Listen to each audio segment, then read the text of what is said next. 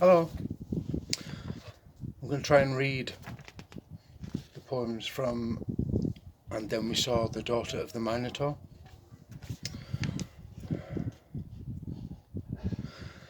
It's about an hour's drive to York. I know the route through the tarmac maze by heart, each intersection, slip road, roundabout, wind and fork, clocked as I pass in the early dark. Cat's eyes, few cars, an occasional flash of headlights. The radio struggles to find a network, and I'm getting short on fuel. Each filling station already closed. White noise, black, monotonous roads, looming hedges, trepidation, a viper bite of worry, mile by mile, to reach my flower bride of 30 years. What on earth has occurred? She called me twice in half an hour. The first to say she was heading for the station, would I pick her up in Darlington? The second to mumble in a voice only half her own that she couldn't get on the train. Something had happened. Could I come and take her home? She will not let me touch her. Curls up like a night daisy in the back seat. Complains of a headache, pains running down her neck. Between waking and falling back to sleep, I discover she's suffered a blackout. Such a struggle to slip free from the grip of the ancient cities, compressed centuries, ghost walks and hen nights. My phone died after finding a petrol station. We drove around the city centre in the loops of the one-way system until I recognised a road that led us back over the ooze and out of the ring of the walls toward Thurmanby and Thirsk, where I saw the chalk horse's hooves hammering upon the hillside, its wild white snort and whinnies, an early spring storm that rived the trees by the roadside, played tug-of-war tantrum with the car. 2 hours later, my crumpled blossom is budded in bed when I hear her scream. First my name, then, it's happening again.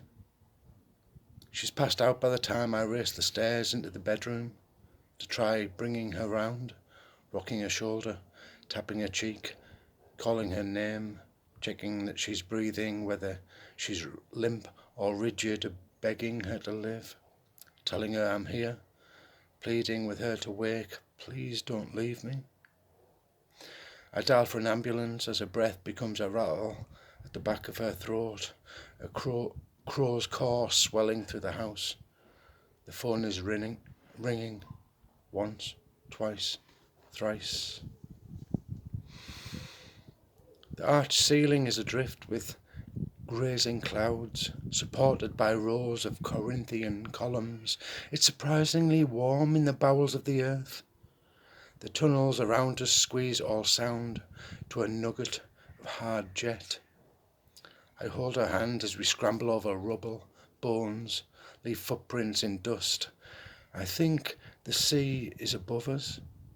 I think I can hear its pulse, the ever grind and scrape of itself on its bed, a restless, insatiable nibbling on the roots of lost cities, foregone civilizations. There are marks on the walls of these chambers, glyphs, pictograms, graffiti. Please don't leave me here, please don't leave me, please don't leave me, please don't leave, please.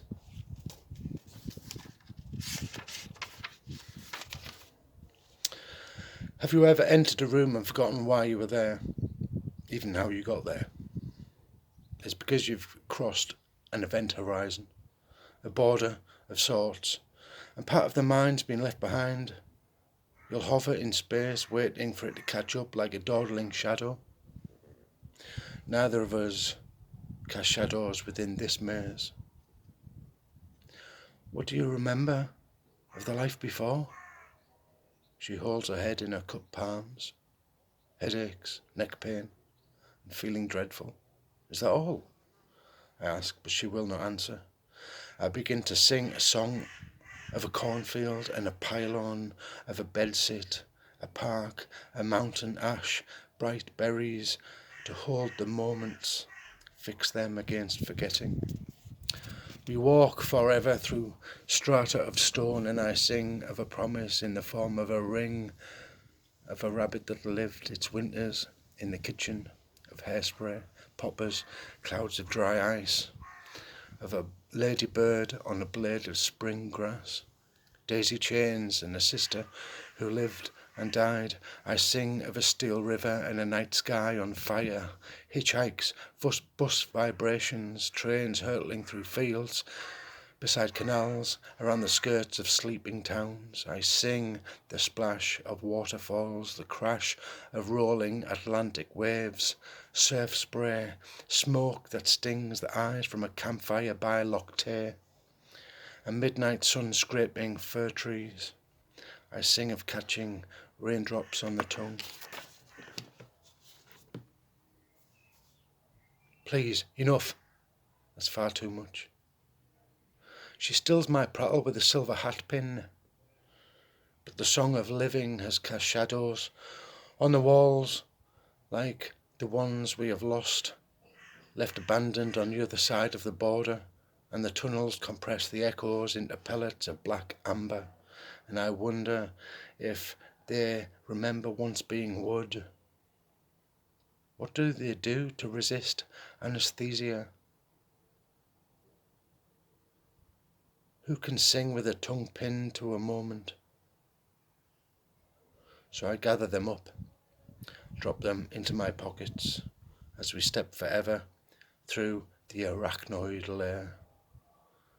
A pair of pepper grains rolling through a salt cellar. I place one at each crossroad to mark our way. What service do you require? We are not alone in the labyrinth of encircling arteries, rooms within rooms inside rooms of trumpeter oil. Is she breathing?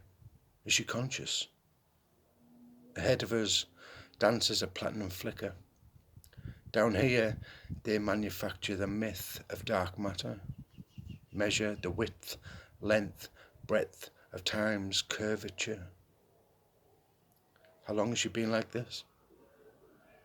Somewhere in the darkness a dog barks, at the approaching whine of a siren, white noise, the bleep of a monitor. The dancer leads us to an inner chamber. And then we see the daughter of the Minotaur in the glory of her frills, fronds and folds.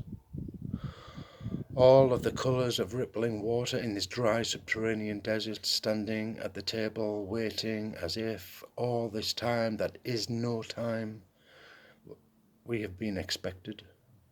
Our arrival inevitable. She gestures towards the room's light source, shining orbs scattered upon the tablecloth between her and the seated Minotaur in its ruby dressing gown, stark against the groomed white coat, the curve and sweep of long horns, sad eyes of coal. There are others here, too, crowding corners, ones we've loved and lost, some unrecognisable in surgical masks.